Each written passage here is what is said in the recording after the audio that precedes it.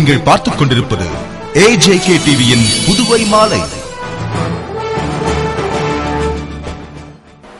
வணக்கம். கார்கில் போரில் உயிர் நீத்த இந்திய ராணுவ வீரர்களுக்கு புதுவையில் உள்ள போர் வீரர்கள் நினைவிடத்தில் அமைச்சர் சந்திரகாசு தலைமையில் அமைச்சர்கள் மலரஞ்சலி செலுத்தினர். புதுவை கடற்கரை சாலையில் உள்ள இந்திய போர் வீரர்கள் நினைவிடத்தில் கார்கில் போரில் உயிர் நீத்த இந்திய ராணுவ வீரர்களுக்கு அஞ்சலி செலுத்தும் நிகழ்ச்சி நடைபெற்றது. இதில் அரசு செய்தி மற்றும் விளம்பரத்துறை சார்பில் அமைச்சர் சந்திரகாசு தலைமையில் அமைச்சர்கள் ராஜவேலு, பன்னீர்செல்வம், தியாகராஜன், சட்டமன்ற உறுப்பினர் வைத்தியநாதன், இயக்குநர் அழகிரி உள்பட பலர் மலரஞ்சலி செலுத்தினர். அதுபோன்று முன்னாள் ராணுவ லீக்கின் தலைவர் சுபேதார் கனகராஜ் தலைமையில் முன்னாள் ராணுவ அதிகாரிகள், தேசிய மாணவர் படை குரூப் கமாண்டர் ஜோஷி தலைமையில் ராணுவ அதிகாரிகள், மாணவர்கள் மற்றும் நாட்டுப்பற்று மிக்கவர்கள் மலரஞ்சலி செலுத்தினர். புதுவையில் பணம் கேட்டு தாசில்தார் மீது தாக்குதல் நடத்தியதற்கு கண்டனம் தெரிவித்து வீட்டு வசதி வாரியம் மற்றும் வருவாய்த்துறை ஊழியர்கள் உண்ணாவிரத போராட்டத்தில் ஈடுபட்டனர். புதுவை அண்ணாநகர் வீட்டு வசதி வாரியத்தில் தாசில்தாராக பணிபுரியும் ராஜேந்திரனை 3 பேர் கொண்ட கும்பல் ஓட விரட்டி பணம் கேட்டு தகராறு செய்து தாக்கினர். இதில் படுகாயமடைந்த தாசில்தார் அரசு மருத்துவமனையில் சிகிச்சை பெற்று வருகிறார். இச்சம்பவத்திற்கு கண்டனம் தெரிவித்தும் தாசில்தார் மீது தாக்குதல் நடத்திய ரவுடிகள் மீது நடவடிக்கை எடுக்க வலியுறுத்தியும் வீட்டு வசதி வாரிய ஊழியர்கள் அலுவலக வாயிலில் உண்ணாவிரத போராட்டத்தில் ஈடுபட்டனர். இந்த போராட்டத்தில் வருவாய்த்துறை ஊழியர்களும் கலந்து கொண்டு தாக்குதல் நடத்திய ரவுடிகள் மீது நடவடிக்கை எடுக்க வலியுறுத்தி உண்ணாவிரதம் மேற்கொண்டனர். புதுவை சட்டசபையில் கவன ஈர்ப்பு தீர்மானத்தின் போது பேச அனுமதி மறுத்ததால் சபாநாயகர் ஒருதலை பட்சமாக செயல்படுவதாக கூறி காங்கிரஸ் சட்டமன்ற உறுப்பினர்கள் வெளிநடப்பு செய்தனர். புதுவை சட்டமன்றத்தில் கவன ஈர்ப்பு தீர்மானத்தின் போது ஆசிரம விவகாரத்தில் சட்டமன்ற உறுப்பினர் லட்சுமி நாராயணன் பேச துவங்கியதும் கல்யாணசுந்தரம், கார்த்திகேயன், அசோகானந்த் ஆகியோர் இடைமறித்து பேசியதால் சபாநாயகர் இப்பிரச்சனையை இத்துடன் முடித்துக் கொள்ளும்படியும் தொடர்ந்து பேச அனுமதிக்க முடியாது என்றும் கூறினார். ஆனால் தொடர்ந்து சட்டமன்ற உறுப்பினர்கள் பேசியதால் மைக் இணைப்பு துண்டிக்கப்பட்டது. இதனால் காங்கிரஸ் சட்டமன்ற உறுப்பினர்கள் 7 பேரும் சபாநாயகரை கண்டித்து வெளிநடப்பு செய்தனர். மேலும் இதுகுறித்து சட்டமன்ற உறுப்பினர் லட்சுமி நாராயணன் கூறுகையில், ஆளும் கட்சி உறுப்பினர்கள் அதிகம் உள்ளதால் எங்களின் கருத்துக்களை சொல்ல விடாமல் தடுக்கின்றனர். இது தவறான நடைமுறை. மேலும் சபாநாயகர் ஒரு தரப்பினர் கருத்தை மட்டுமே கேட்டுக்கொண்டு எங்களை மேலும் பேச விடாமல் தடுத்தார். இதனால் வெளிநடப்பு செய்தோம் என்று கூறினார். புதுச்சேரியில் புகழுக்கு அடையாளமாக இருக்கிற அரவிந்தர் ஆசிரமத்தை பற்றியும் அங்கே நடப்பதாக சொல்லப்படுகிற சில விஷயங்களை பற்றியும் ஆளுங்கட்சியும் மற்றும் மற்ற சில உறுப்பினர்கள் ஒரு கவன ஈர்ப்பு தீர்மானத்தை கொண்டு வந்தாங்க. இந்த கவன ஈர்ப்பு தீர்மானத்தின் மீது பேசுகிற பொழுது அரவிந்தர் ஆசிரமத்தின் மீது பலவிதமான குற்றச்சாட்டுகள், புதிய குற்றச்சாட்டுகள், பழைய குற்றச்சாட்டுகள், அந்த குற்றச்சாட்டுகளை வைத்து கவன ஈர்ப்பு தீர்மானம் பேசும்போது பலவிதமான குற்றச்சாட்டுகளை சொன்னாங்க. மாண்புமிகு சபாநாயகர் அவர்கள் ஆளுங்கட்சியை சார்ந்த அனைவரையும் இது சம்பந்தமாக ஆசிரமத்திற்கு எதிராக சில குற்றச்சாட்டுகளை சொல்ல அனுமதித்துவிட்டு நடுநிலைமையாக என்ன உண்மையான நிலவரம் என்ன என்பதை சில விஷயங்களை சொல்வதற்கு இந்த தொகுதியினுடைய சட்டமன்ற உறுப்பினர் முறையிலே நான் பேச எழுந்தபோது என்னை பேச அனுமதிக்கவில்லை. நான் என்ன கருத்தை சொல்ல விரும்பினேன் என்று சொன்னால், என்ன உண்மையிலே நடக்கிறது என்பதை சொல்ல விரும்பினேன்.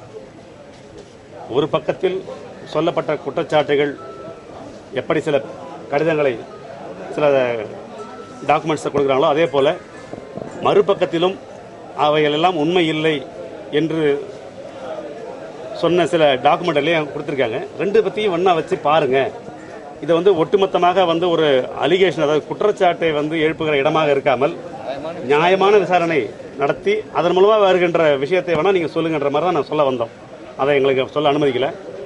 யார் விசாரணையை அரசாங்கம் ஒரு நடுநிலைமையான விசாரணை வைத்தால் அதை தடுப்பதற்கு எந்த சக்தியும் கிடையாது. யாரால முடியாது. அது ஆசிரம ட்ரஸ்டியால முடியாது, அல்லது இவங்க குற்றம் சொல்கிறவங்க மேலே முடியாது.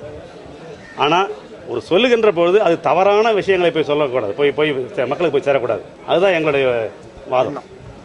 புதுவையில் கெசட்டட் அல்லாத அதிகாரிகள் மற்றும் ஊழியர்கள் மீது ஒழுங்கு நடவடிக்கை எடுக்க மறு ஆய்வு குழுவை அமைத்து ஆளுநர் வீரேந்திர கட்டாரியா உத்தரவிட்டுள்ளார்.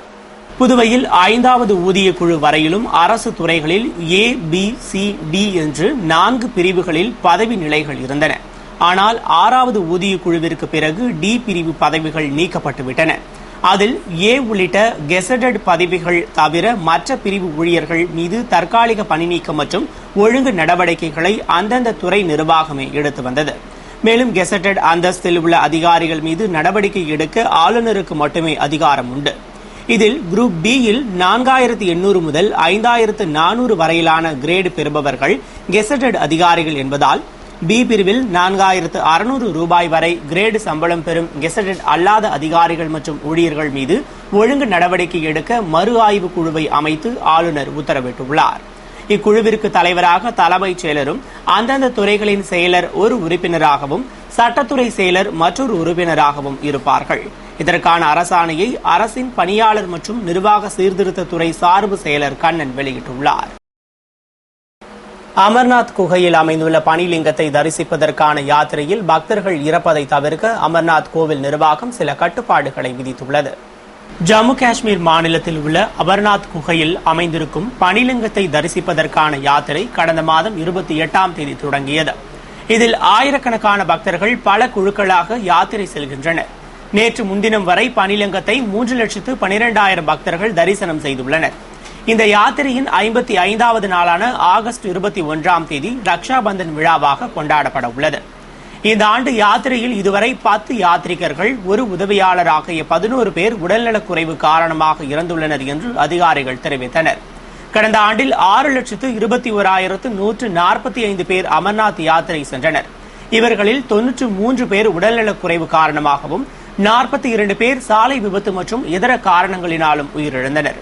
2011ஆம் ஆண்டில் யாத்திரை சென்ற 2,35,611 பேரில் 106 பேர் உடல்நலக்குறைவு காரணமாக உயிரிழந்தனர் என்பது குறிப்பிடத்தக்கது.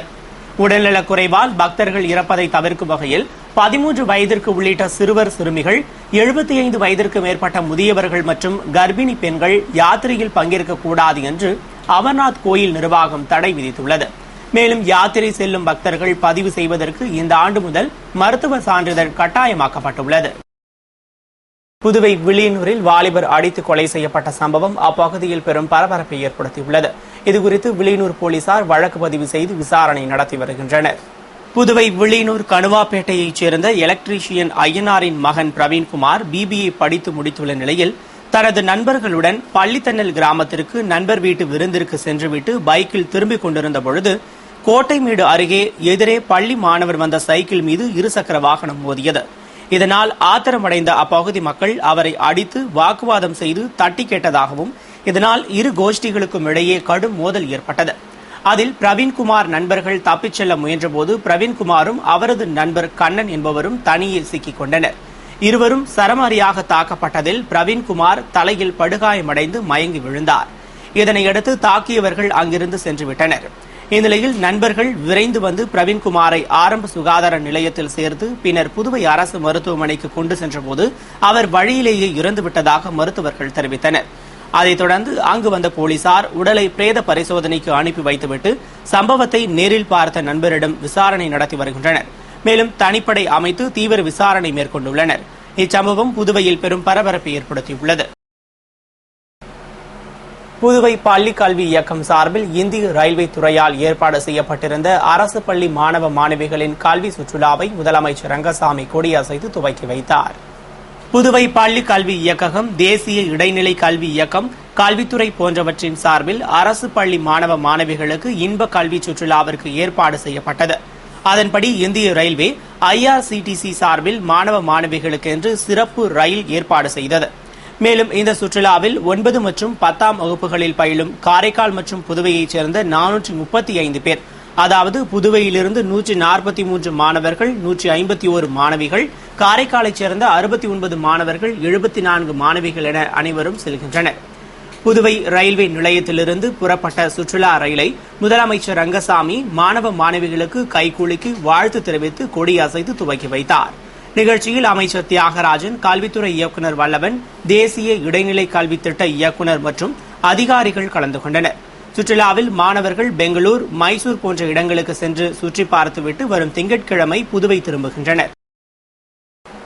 கூட்டுறவு பால் சங்க உறுப்பினர்களுக்கு மட்டுமே மானிய விலையில் மாட்டுத் தீவனம் வழங்கப்படும் என்று சட்டசபையில் முதல்வர் ரங்கசாமி அறிவித்தார். புதுவை சட்டசபையில் கேள்வி நேரத்தில் கால்நடை பராமரிப்பு துறை மூலம் வழங்கப்பட்டு வந்த மானிய விலை மாட்டுத் தீவனங்கள் தற்போது வழங்கப்படாமல் உள்ளதால் பால் உற்பத்தியை பெருக்க முடியவில்லை என்று சட்டமன்ற உறுப்பினர்கள் கார்த்திகேயன், அங்காளன், தேனி ஜெயக்குமார் ஆகியோர் கேள்வி எழுப்பியபோது முதலமைச்சர் ரங்கசாமி பதிலளித்து கூறுகையில், புதுவையில் பாண்லே மூலம் வரும் பால் அளவு குறைவுதான், இருப்பினும் தரமான பால் விநியோகம் செய்யப்பட்டு வருவதாக கூறினார். பால் உற்பத்தியை பெருக்க வேண்டும் என்பதுதான் அரசின் எண்ணம். எனவே தீவனம் வழங்குவதை முறைப்படுத்த பால் வழங்கும் சங்கத்தில் உறுப்பினர்களாக இருப்பவர்களுக்கு தீவனம் கொடுக்க முடிவு செய்யப்பட்டுள்ளது என்றும் கூறினார். தொடர்ந்து சட்டமன்ற உறுப்பினர் மல்லாடி கிருஷ்ணராவ் பேசுகையில், வறுமை கோட்டிற்கு கீழ் உள்ள மக்களுக்கு வருமான உச்சவரம்பு 24,000 என நிர்ணயிக்கப்பட்டுள்ளது என்றும் 24,000 என்பது குறைவான தொகை என்பதால் அரசு உதவி பெற வருமானம் சான்றிதழ் பெற முடியவில்லை என்றும், இதனால் மருத்துவமனைகளில் அறுவை சிகிச்சை செய்ய முடியாமல் நோயாளிகள் பாதிக்கப்பட்டுள்ளனர் என்று கூறினார். மேலும் கடந்த 3 நாட்களுக்கு முன்பு மத்திய அரசு 60,000 ரூபாய் வருவாய் உச்சவரம்பு என நிர்ணயித்துள்ளது. எனவே புதுவை அரசும் உடனடியாக 60,000 என நிர்ணயம் செய்ய வேண்டும் என்று வலியுறுத்தினார். ஒவ்வொரு ஆண்டும் நவம்பர் 19ஆம் தேதியை உலக கழிப்பறை தினமாக அனுசரிக்க ஐநா சபை முடிவு செய்துள்ளது. உலகில் 250 கோடி மக்கள் கழிப்பறை சுகாதாரம் குறித்த விஷயத்தில் அக்கறை இல்லாமல் உள்ளனர். 110 கோடி மக்கள் திறந்த வெளியை கழிப்பிடமாக பயன்படுத்துகின்றனர். இதனால் ஏற்படும் சுகாதார குறைபாட்டினால் ஒவ்வொரு ஆண்டும் 2 லட்சம் குழந்தைகள் உயிரிழக்கின்றனர். எனவே இந்த விஷயத்தில் விழிப்புணர்வை ஏற்படுத்துவதற்காக நவம்பர் 19ஆம் தேதியை உலக கழிப்பறை தினமாக அனுசரிக்க ஐநா முடிவு செய்துள்ளது. இந்த அறிவிப்பை கேட்டவுடன் ஐநா உறுப்பினர்கள் சிரித்தனர். இதுகுறித்து சிங்கப்பூர் பிரதிநிதி மார்க் நியோ குறிப்பிடுகையில், இது நகைப்புக்குரிய விஷயம் அல்ல. கழிப்பறை சுகாதாரத்தில் சிங்கப்பூர் அதிக அக்கறை கொண்டுள்ளது. கழிப்பறை சுகாதாரம் கௌரவத்திற்கு உரிய விஷயமாக கருதப்பட வேண்டும் என்றார். இத்துடன் செய்திகள் நிறைவடைந்தன. வணக்கம்.